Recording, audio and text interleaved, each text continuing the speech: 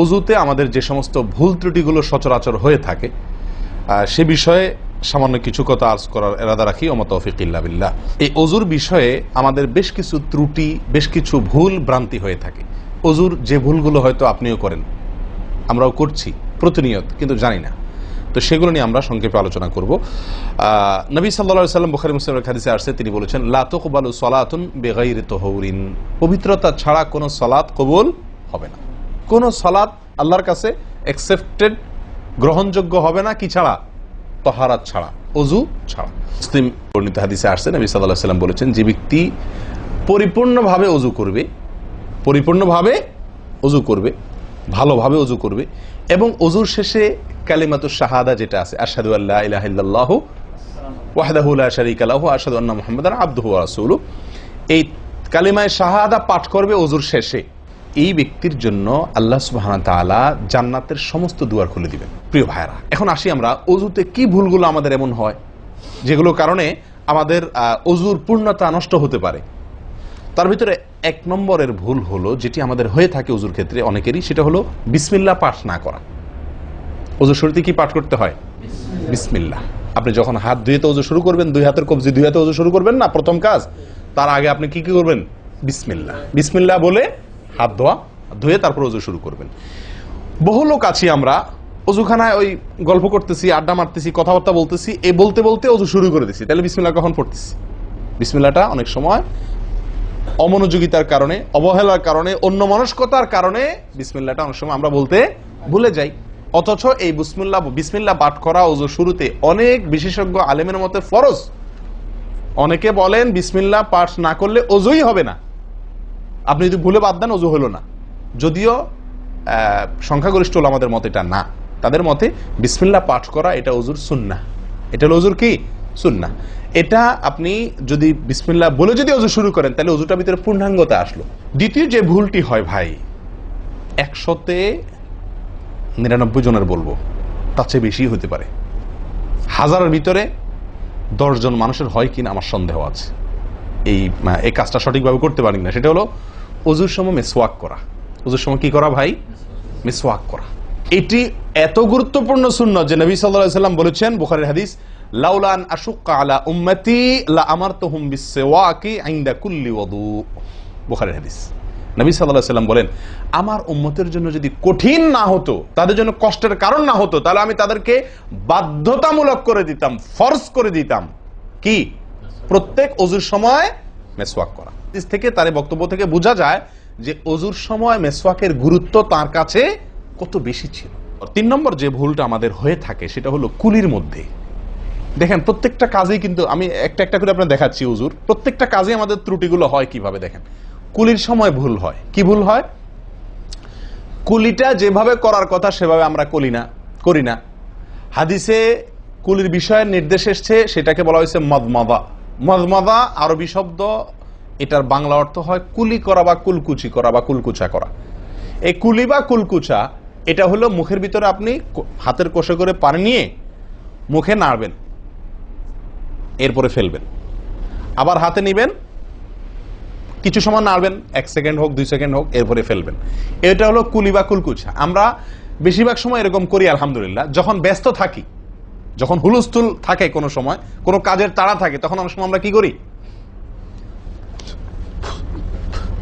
হয় কি না হয় না? মুখে নিলাম আর ঢাললাম, মুখে নিলাম আর ঢাললাম। আমি জানি না আপনাদের হয় কিনা এরকম। আমি দেখছি এরকম অনেক সময় হয়। আপনারা একমত কিনা?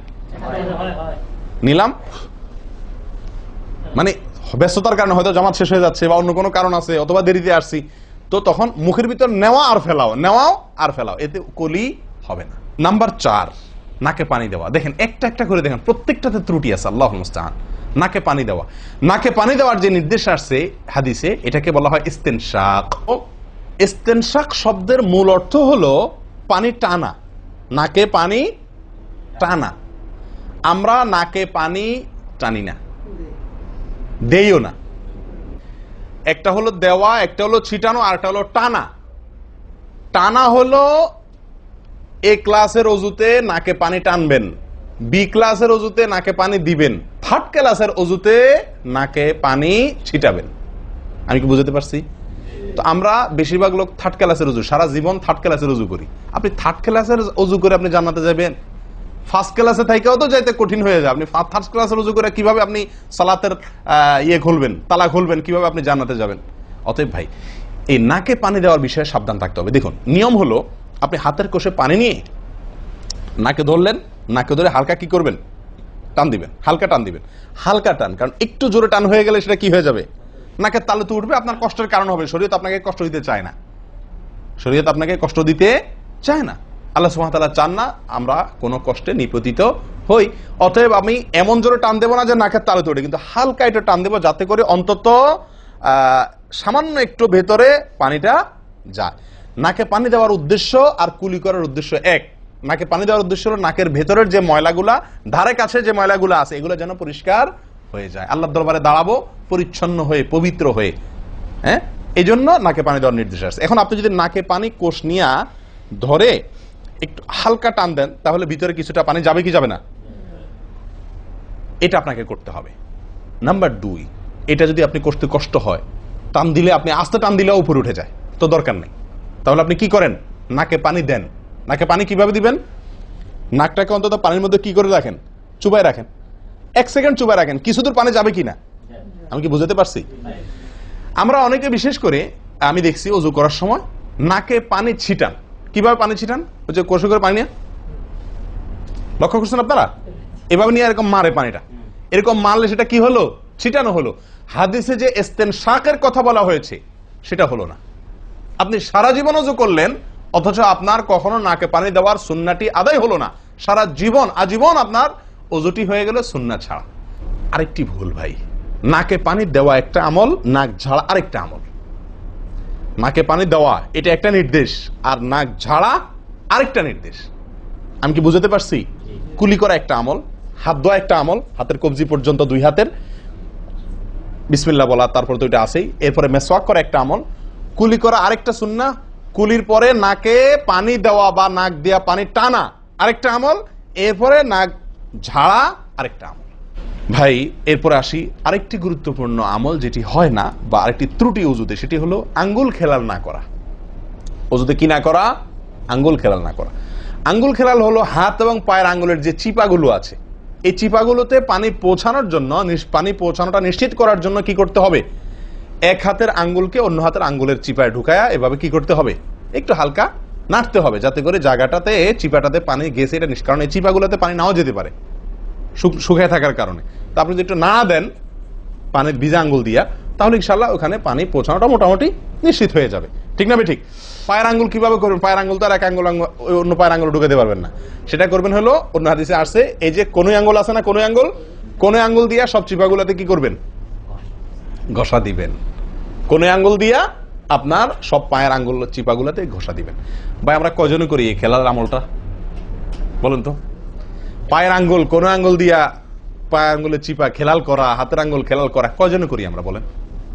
তাহলে এই ভুলগুলো আমাদের অহরহ হচ্ছে না ভাই? আমরা কি জান্নাতে যেতে চাই না? আমাদের সালাতটা সুন্দর হোক আমরা চাই না ভাই? আমাদের এই সালাত খুব পাওয়ারফুল হোক, শক্তিশালী সালাত হোক। এই সালাতের মাধ্যমে আমি অন্যায় থেকে বেঁচে থাকবো, এই সালাতের মাধ্যমে আমি জান্নাতে যাব। এই সালাত আমাকে খাঁটি মুসলিম বানাবে, এই সালাত আমাকে আল্লাহর কাছে প্রিয় বানাবে, এই সালাত কিয়ামতের দিন নূর হবে। আমরা চাই না ভাই? এগুলো যদি চাই তাহলে আমাকে ওযু সুন্দর করতে হবে, আর ওযু সুন্দর করতে গিয়ে এই ভুলগুলোর ব্যাপারে সাবধান হতে হবে। তাহলে আঙ্গুল খেলাল করা, পায়ের আঙ্গুল, হাতের আঙ্গুল আমরা করি না বললেই চলে ভাই। তো আজকে থেকে ইনশাআল্লাহ করবো তো।